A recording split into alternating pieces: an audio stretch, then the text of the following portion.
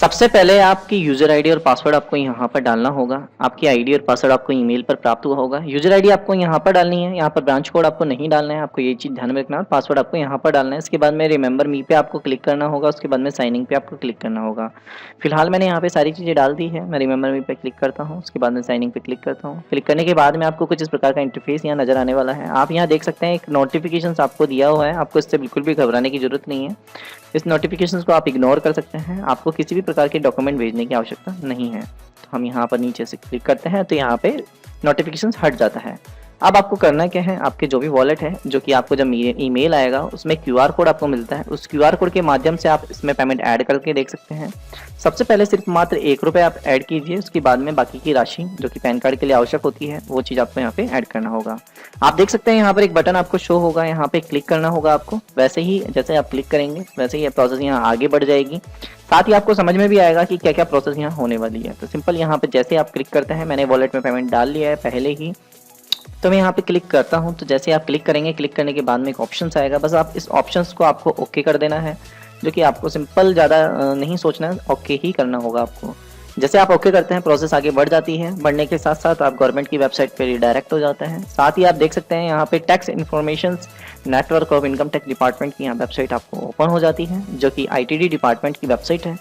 यहाँ पर आप देख सकते हैं, यहाँ से आपको कुछ डिटेल्स यहाँ पूछी जाएगी आईटीडी डिपार्टमेंट द्वारा, तो आप लोग इन सारी चीज़ों को फॉलो करना होगा। सबसे पहले आपसे आधार कार्ड पूछा जाएगा, इसके बाद में कैंडिडेट की डिटेल, यहाँ की कैंडिडेट का नाम क्या है, उसके बाद में डेट ऑफ बर्थ और कैंडिडेट का जेंडर।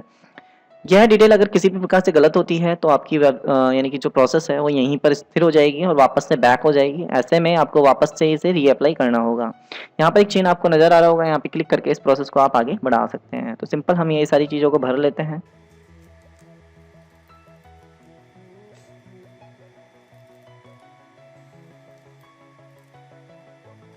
जैसा कि यहाँ पे आप देख सकते हैं हमने सारी डिटेल को भर लिया है। जैसे हमने डिटेल कंप्लीट कर ली है और यहाँ पे टिक भी हमने कर दिया है। इसके बाद में जो सबमिट का बटन है, जो कि काफ़ी धुंधला सा था, वो अब यहाँ पर प्रॉपर वे में हो चुका है और आप यहाँ पे क्लिक कर सकते हैं। जैसे आप यहाँ क्लिक करते हैं, क्लिक करने के बाद में जो आपकी प्रोसेस है वो आगे बढ़ जाती है और आप लोग वो आगे प्रोसेस कर सकते हैं। अगर आधार कार्ड से डिटेल मैच नहीं होती है किसी भी तरीके से, चाहे डेट ऑफ बर्थ में गलती हो या नाम में गलती हो, तो आपकी प्रोसेस यहाँ से आगे नहीं बढ़ेगी, आप वापस से शुरुआती दौर पर पहुँच चुके होंगे।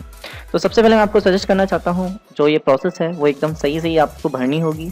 किसी तरीके की गलती होने पर आपका पैन कार्ड की जो प्रोसेस है वापस से रीसेट हो जाएगी और शुरुआत से आपको वापस से इसे करना होगा। मैं आपको बताना चाहता हूं कि अगर कोई पैन कार्ड आप अप्लाई कर रहे हैं, उस मामले में अगर आपका पैन कार्ड कंप्लीट का प्रोसेस नहीं होता है तो आपकी जो राशि है 107 रुपये वो वापस से आपको लौटा दी जाती है, आपके पास वो वापस से प्राप्त हो जाती है। तो आपको इतना बिल्कुल घबराने की आवश्यकता बिल्कुल नहीं है कि आपकी किसी भी प्रकार की कोई राशि कट जाएगी और उसमें आपको काफ़ी बड़ा नुकसान झेलना हो सकता है। तो ऐसा आपको बिल्कुल भी नहीं करना है। तो बेफिक्र रहिए, आपका जो भी अमाउंट है वो नहीं कटने वाला है। तो आप देख सकते हैं यहाँ पर लास्ट में आप इसे वापस से रीवेरीफाई कर सकते हैं, क्योंकि ये आधार कार्ड के डेटाबेस से कनेक्टेड है। तो टोटली आप डिटेल देख सकते हैं।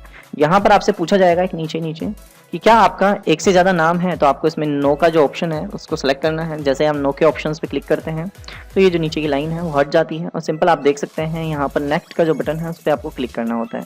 जैसे आप नेक्स्ट के बटन पे यहाँ क्लिक करते हैं, क्लिक करने के साथ साथ आप जो प्रोसेस है इसकी थर्ड प्रोसेस के ऊपर आप रिडायरेक्ट हो जाते हैं। तो आपको जैसे ही नेक्स्ट क्लिक करते हैं आपकी थर्ड प्रोसेस पे यहाँ पे पहुँच जाते हैं। पहुँचने के साथ साथ आपको इस चीज़ का ध्यान रखना है, यहाँ पर सिंगल मदर का जो प्रोसेस है उसको आपको नो रखना है। इसके बाद में यहाँ पे आपसे फादर नेम पूछा जाएगा, तो आपको कैपिटल लेटर में यहाँ पे फादर नेम यहाँ पे मेंशन कर देना है। फादर नेम यहाँ मेंशन कर दिया है।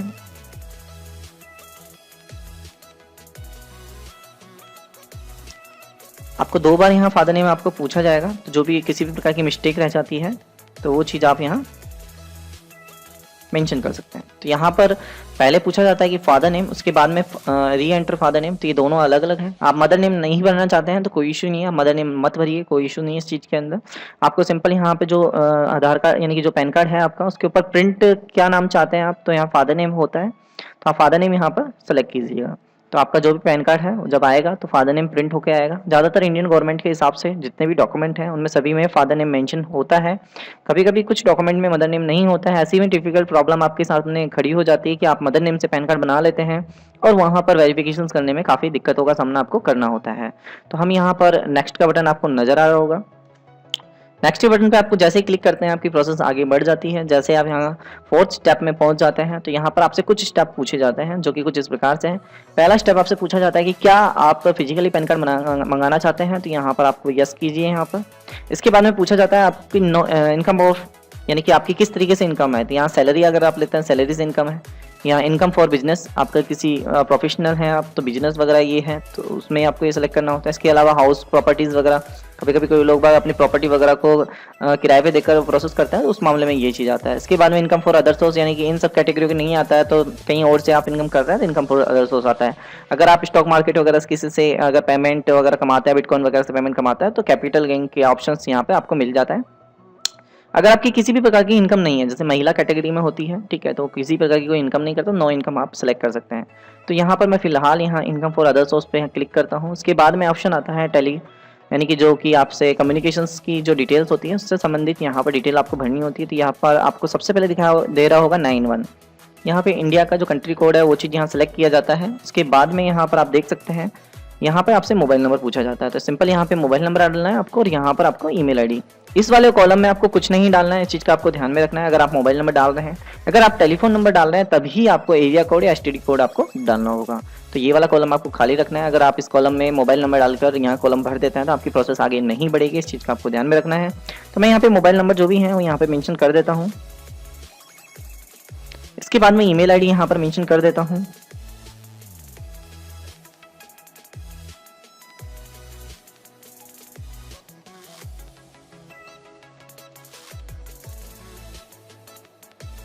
हमने यहाँ पे ईमेल आईडी और मोबाइल नंबर मेंशन कर दिया है। अब हम यहाँ से नीचे स्क्रॉल डाउन करेंगे। स्क्रॉल डाउन करने के साथ साथ आपसे कुछ और डिटेल यहाँ पे पूछी जाएगी, तो आपको इन वाली डिटेल को किसी भी प्रकार से नहीं भरना है। आपसे ऑफिस एड्रेस पूछा जाएगा तो फिलहाल इस एड्रेस को आपको नहीं भरना है। अगर इस वाले को आप भरते हैं तो हो सकता है आपका पैन कार्ड किसी बार रुक जाए या फिर कोई प्रोसेस में आप अटक जाए। तो रेजिडेंस एड्रेस को यहाँ अच्छी तरह समझाया गया है कि भाई जो भी आधार कार्ड के अंदर यूज़ किया हुआ जो एड्रेस है वही आपका रेजिडेंस एड्रेस यहाँ पर आपको बाई डिफॉल्ट लिया जाएगा और आप इस प्रोसेस को आगे ले सकते हैं। तो सिंपल यहाँ पे आप ऑफिस एड्रेस को छोड़ दीजिए। नेक्स्ट के बटन पे जैसे आप क्लिक करते हैं इसके बाद में आपसे पूछा जाएगा एओ कोड। अब ज़्यादातर मामलों में लोग बाग नहीं समझ पाते हैं एओ कोड होता क्या है, तो सिंपल मैं आपको बता दूं, आपका जो भी एओ कोड है आप गूगल पे सर्च करेंगे तो आसानी से आपको मिल जाता है।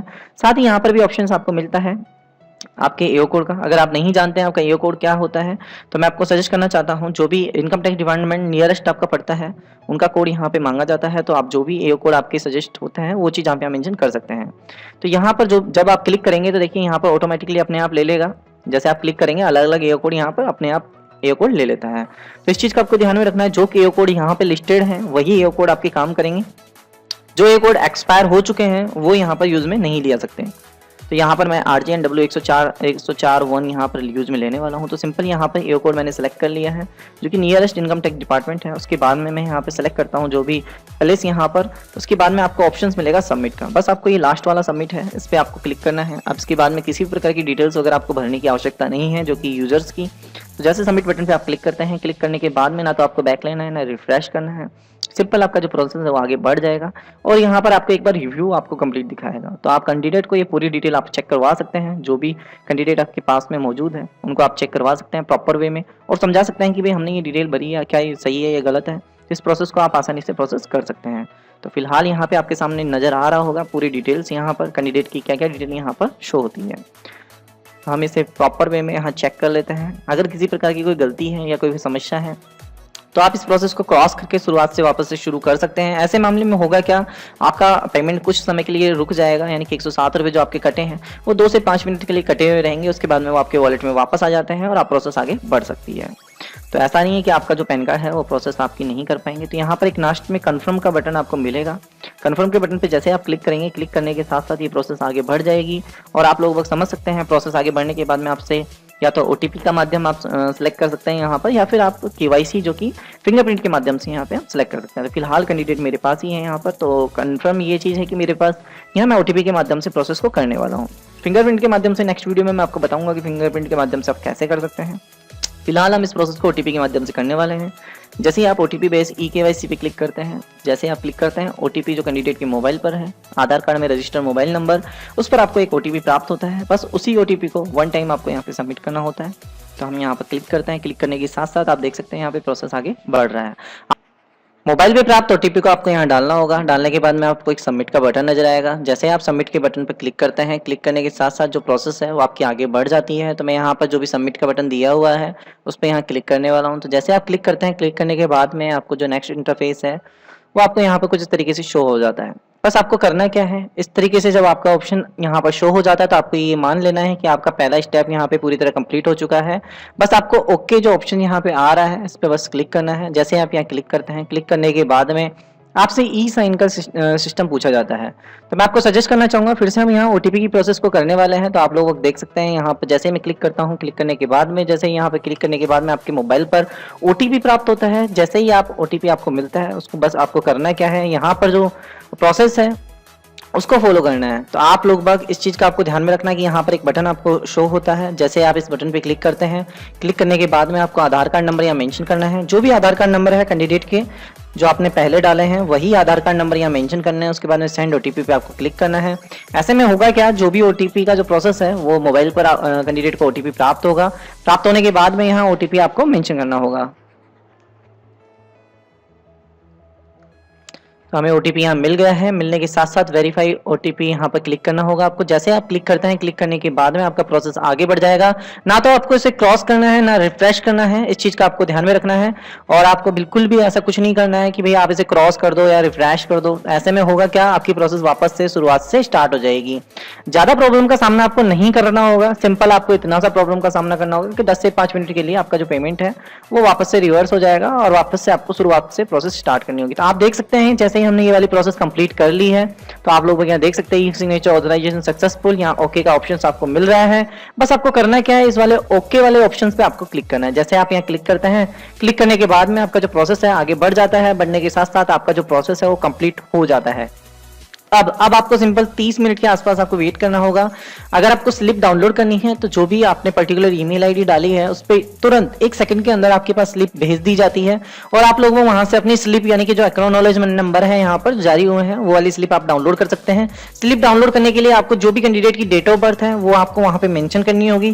जैसे कैंडिडेट की डेट ऑफ बर्थ मान लीजिए 1/1/1992 है, ठीक है, तो आपको विदाउट किसी स्पेस या विदाउट किसी प्रोसेस के 1001011992 वहां टाइप करना होगा। वैसे आप डाउनलोड कर सकते हैं। उम्मीद करता हूं आप लोगों को ये चीज समझ में आ चुकी होगी।